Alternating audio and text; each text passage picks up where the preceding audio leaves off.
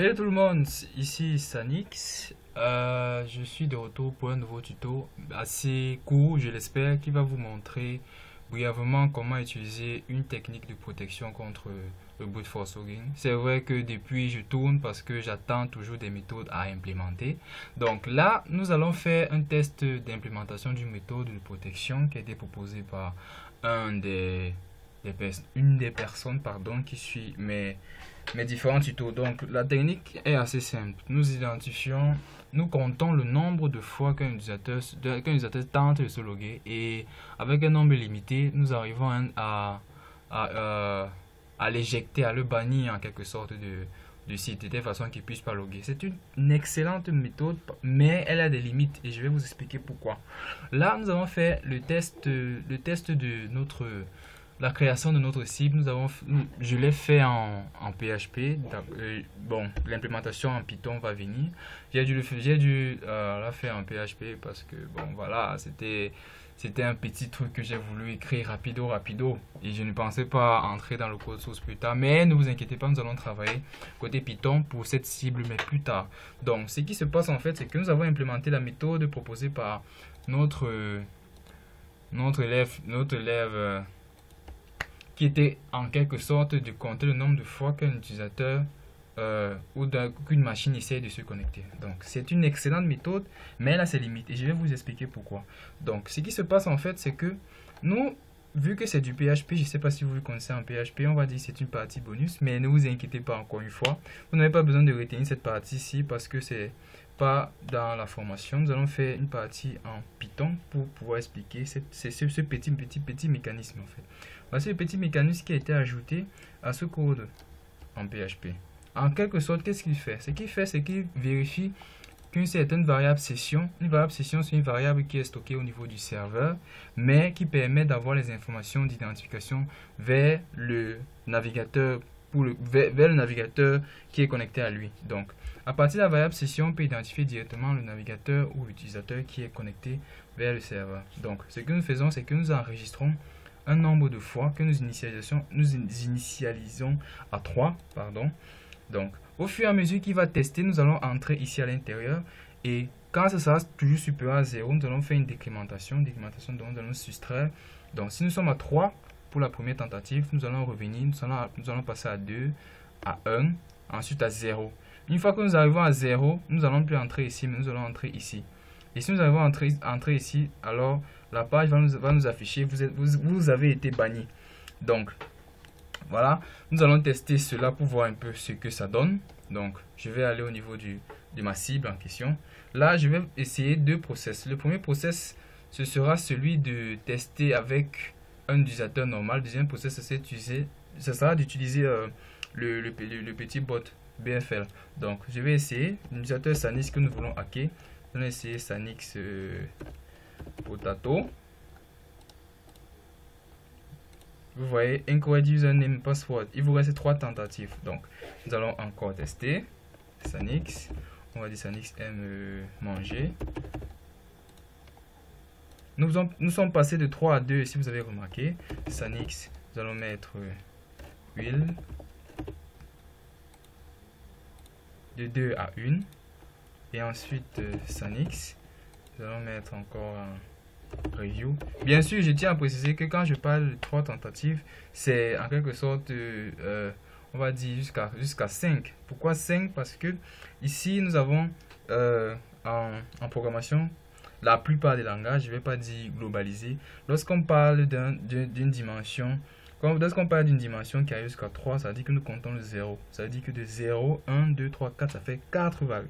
Ça fait 4 tentatives en quelque sorte. Donc, quand il y a 3 là, on va dire c'est un lapsus en fait. Et pourquoi je dis 5? Je dis 5 parce qu'il y a d'abord une tentative fantôme.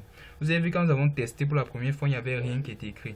C'est cette tentative fantôme qui commence à partir. Donc, c'est à partir de la deuxième fois que nous avons raté, puis il commence à dire qu'on a 3 tentatives. Donc, ça fait 5 tentatives successives. Donc, je vais encore tester une fois. Ça veut dire qu'il va encore me demander, il vous reste 0 tentative. Et c'est quand je vais encore tester qu'il va me bloquer ou il va me permettre d'avancer en fait. Donc là, j'essaye encore. Il me dit, il reste 0 tentative. Là, je vais encore essayer encore une fois. Baboum. Tadadadam. vous avez été banni. Là, le site m'a complètement bloqué. Il m'a bloqué de l'accès à la cible. Donc, je ne peux plus essayer de me connecter ou de voler le mot de passe de la personne pour laquelle j'essaie de pirater le compte. On va dire en tant qu'amateur, j'ai essayé plusieurs méthodes. On se rend compte que pour la méthode de comptage du nombre de fois de connexion, elle marche dans ce cas-ci, mais elle ne marche pas partout.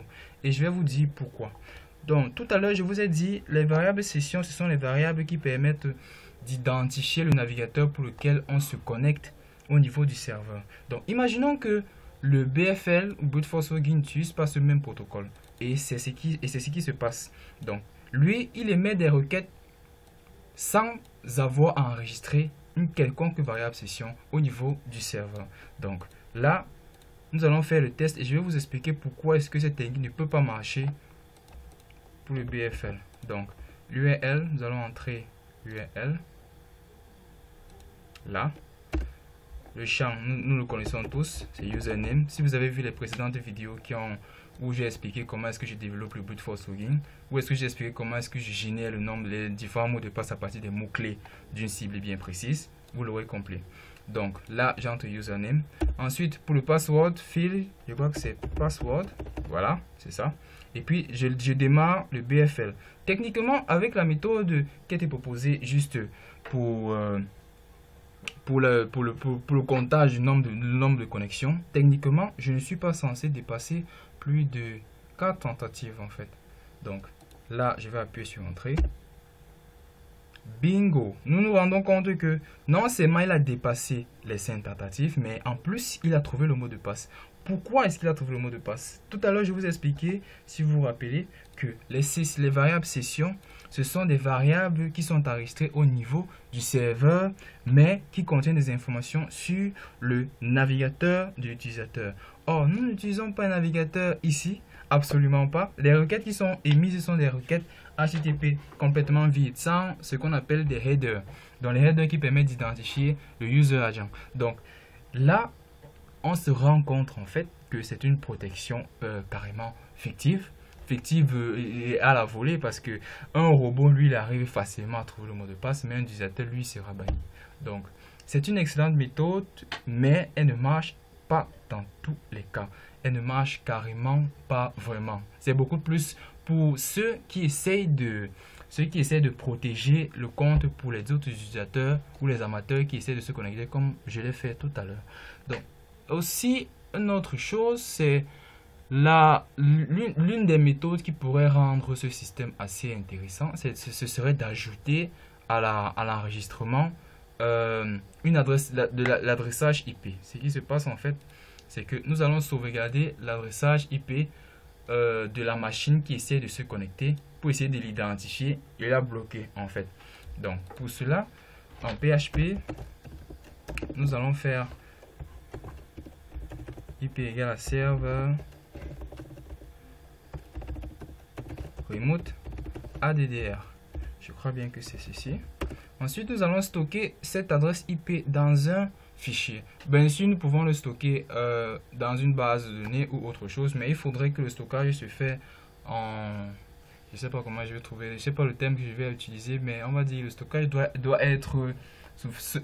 se faire sous forme ROM en fait, et non sous forme RAM. Donc, je crois que vous allez devoir faire quelques petites recherches pour essayer de comprendre ce que je viens de dire. Donc, par la suite, ce que nous faisons, c'est que nous allons essayer d'écrire maintenant cette adresse IP dans un fichier que nous avons prédéfini. Nous avons eu l'idée de créer. Nous allons créer le fichier. Je crois que la syntaxe, c'est fopen. Voilà, c'est ça. N'oubliez pas que vous devez, pour pouvoir aller un peu plus vite dans le développement, utiliser des idées ou des éditeurs qui vous aident facilement avec l'autocomplétion et tout le reste. Vous voyez, j'ai pas à trop écrire et il m'indique exactement ce qu'il faut que je fasse. Donc là, on ouvre le fichier. Ensuite, on va écrire dans le fichier. En PHP, c'est fwrite. Je vous ai expliqué précisément que nous allons faire notre exemple avec le Python. Donc, ne vous inquiétez absolument pas. Vous n'avez pas à retenir, à mémoriser complètement cette syntaxe que je suis en train de faire. On va dire c'est beaucoup plus un plus en fait pour ceux qui voudraient avoir une idée de comment ça se passe en PHP. Donc j'ai dû faire cette cible à la hâte parce que je savais pas que ça devait entrer complètement. Je vais dire que son code source allait entrer complètement dans la formation. C'est vraiment compliqué d'expliquer et d'écrire le code en même temps. Donc là, ce que je fais est assez simple. J'ouvre le fichier, j'écris dans le fichier l'adresse IP que j'ai récupérée ici en séparant par la virgule.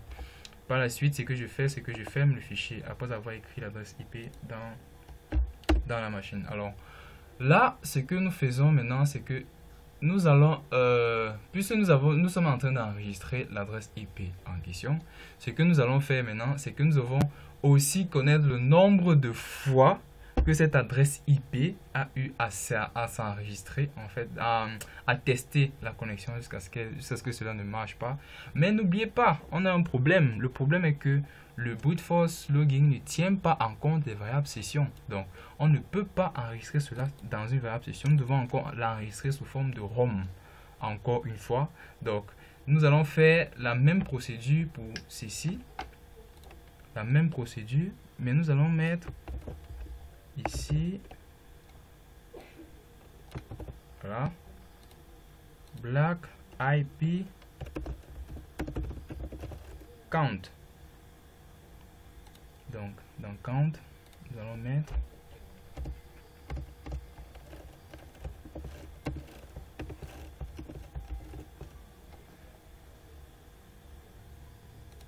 nous pouvons être extrêmement tentés de mettre notre forme de session ici et dire que non, nous avons enregistré le nombre de fois, mais cela ne marchera absolument pas parce que notre robot ne tient absolument pas compte des différentes variables session. Ce que nous allons faire, c'est que nous allons ouvrir un fichier en question, un fichier qui est déjà dans le serveur, ce même fichier dans lequel nous voulons faire une écriture. Nous allons mettre là et nous allons utiliser field get content pour récupérer le contenu d'un fichier bien spécifique qui va connaître le nombre exact. Je vous ai dit, nous devons fonctionner avec des enregistrements sous forme de ROM, pardon. Count.txt. C'est vraiment compliqué de devoir travailler en même temps, de coder en même temps en expliquant en question, vu que je ne fais absolument pas de montage. Donc voilà. Ok. Je rappelle que c'est ce fichier là ici, hein. Donc on va faire ça plus 1.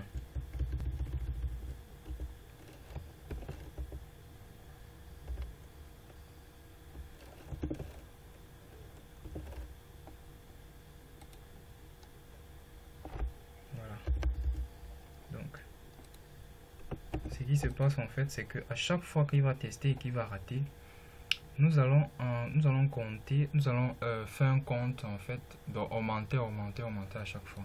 Donc ici, nous allons vérifier que le nombre,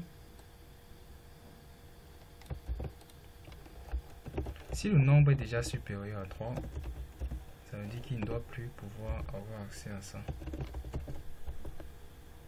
Sinon,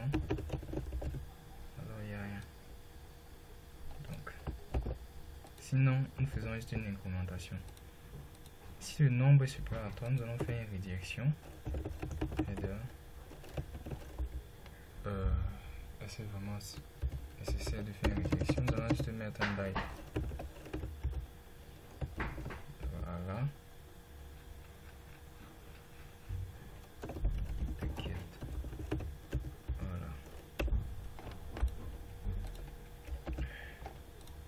Maintenant que ceci a été fait, nous allons essayer de reparcourir. Il lit le fichier. Si la valeur est supérieure à 3, alors IP killed. Sinon, il incrémente. Au fur et à mesure, il le teste. Donc, nous allons essayer ça pour voir comment est-ce que la... Donc, là, nous allons maintenant faire le test. Je crois que tout est bon. J'aimerais bien préciser pour vous qui développez de votre côté, vous devez, après chaque ligne, essayer de tester pour voir si tout se passe bien de votre côté. Donc je crois que tout est bon. On va aller tester encore une fois. Je vais arrêter mon robot. J'ai déjà été blacklisté ici, donc ça sert plus à rien. Je vais ouvrir là et je vais encore le tester encore une fois. Donc le lien il est http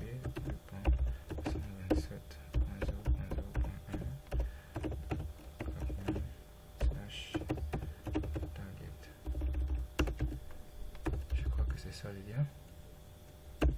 Ok, username, password. Ok, si nous avons vu juste en fait, c'est que le robot peut se mettre à continuer à faire des tentatives, mais il ne va jamais trouver le bon résultat. C'est-à-dire, il va arriver jusqu'à la fin, jusqu'à ce que la boucle se termine, mais il ne va pas trouver le bon mot de passe. Et c'est ce que nous allons tester maintenant. Donc, nous allons appuyer Entrée. Il va parcourir toutes les solutions. Nous rappelons que tout à l'heure, il a testé et il s'est rendu compte qu'il a c'est Bleach 1, 2, 3, 4 qui était le mot de passe. Donc, nous allons encore tester encore une fois. Bingo! Vous voyez ce qui s'est passé? Il a traversé banane, patate, arachide, orange, java, python, bleach 1, 2, 3, 4. Il a traversé, il a encore vu sur Naruto, avion. Et jusqu'à finir tout le tableau. Pourquoi il a fini tout le tableau? Parce que c'est toutes les possibilités que nous avions ici. Vous voyez? Ça s'arrête à avion et avion. Donc il n'a pas trouvé le mot de passe ici. Pourquoi est-ce qu'il n'a pas trouvé le mot de passe qui était bleach 1, 2, 3, 4? Tout simplement parce que quand il est arrivé ici et que le nombre était supérieur, nous avions déjà enregistré son adresse IP et nous l'avons bloqué en fait. Donc le message qu'il était censé attendre pour pouvoir confirmer que ça c'est une adresse, ça c'est le bon mot de passe qui correspondait au success message qui était dans le tableau de success. Il n'avait pas lu ce message, donc il a continué toute la boucle et il est arrivé jusqu'à la fin et il n'a obtenu aucun résultat. Donc ça c'est une excellente façon de pouvoir protéger son site en question. Je crois que j'espère aussi que cela vous a été utile. Et n'oubliez pas ce que je vous ai expliqué tout à l'heure par rapport au nombre de fois. Le nombre de fois n'est valable que pour le navigateur. Donc, vous devez enregistrer sous forme de ROM les différentes adresses IP qui essaient de se loguer.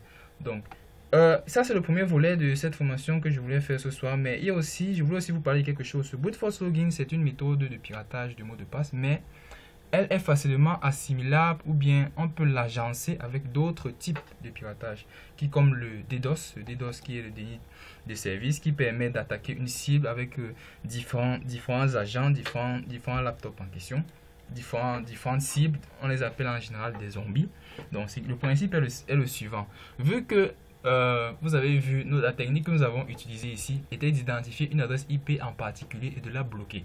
Donc, si nous bloquons votre adresse IP, il faudrait bien sûr que vous trouviez un autre moyen. Donc, la façon la plus idéale de joindre le brute force à le DDoS, c'est de lancer lancer le brute force dans plusieurs PC à la fois. Plusieurs PC signifie plusieurs adresses IP. Donc, vous voyez que nous avons encore de la route à faire pour pouvoir protéger maintenant le système contre ce type d'attaque. Donc, heureusement, j'ai eu à développer une solution anti-DDoS il y a de cela quelques temps. Bon, c'est vrai que ce n'est plus très maintenable. Donc, je vais vous montrer. Ça s'appelle anti-DDoS system. Et c'est sur mon GitHub. Donc, nous allons aller SanikStacker sur Google SanikStacker. Ensuite, vous arrivez, vous cliquez sur GitHub.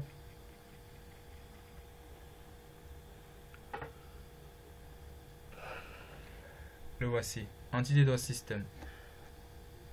Je l'ai tuné avec un captcha personnalisé qui permet d'être sûr en quelque sorte qu'il s'agit vraiment d'un utilisateur qui a testé, qui est en train d'essayer de se connecter. Là, nous avons une démo du fonctionnement. Donc, c'est ainsi que ça se passe. Bon, j'espère que vous avez compris brièvement comment protéger avec cette méthode de votre site web et pourquoi est-ce que faire une protection juste à base des variables session n'est pas suffisante. J'espère que cette vidéo vous a plu et que vous aurez beaucoup de feedback en retour. J'aimerais bien préciser pour ceux qui n'ont pas vu les tutos sur le générateur de mots de passe, le voici, Genesis. Et pour Brute Force Login, vous savez le retrouver, le voici.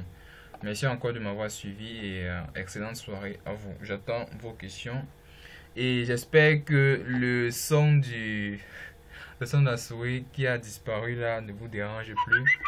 Et aussi, quelque chose que j'aurais dû préciser depuis le début, que je vais devoir préciser à la fin, je ne suis absolument pas responsable de l'utilisation de l'une de mes applications. J'ai omis en quelque sorte de parler de cela parce que dans cette vidéo, je parlais beaucoup plus du côté défense, mais j'aimerais bien le préciser. C'est pour apprendre. C'est pour apprendre ce que c'est que la sécurité et apprendre à se défendre. Donc, ne l'utilisez pas pour des fins personnelles et très négatives. Ok. Bonne soirée à vous. Merci.